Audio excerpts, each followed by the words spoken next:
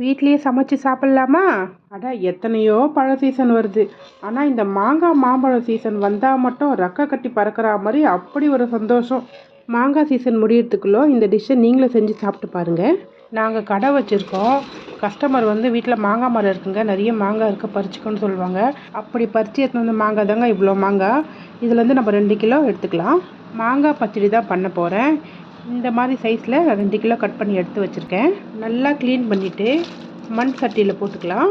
இன்றைக்கி விறகடுப்பில் தான் செய்ய போகிறேன். 1 ஸ்பூன் தூள் உப்பு, 4 ஸ்பூன் மிளகாய் தூள், 1/2 ஸ்பூன் மஞ்சள் சேர்த்துக்கலாம். அது கூடவே 1 டம்ளர் தண்ணி சேர்த்து நல்லா கலக்கி விட்டுக்கலாம். மூடி போட்டு 10 நிமிஷம் வேக விட்டுக்கலாம்.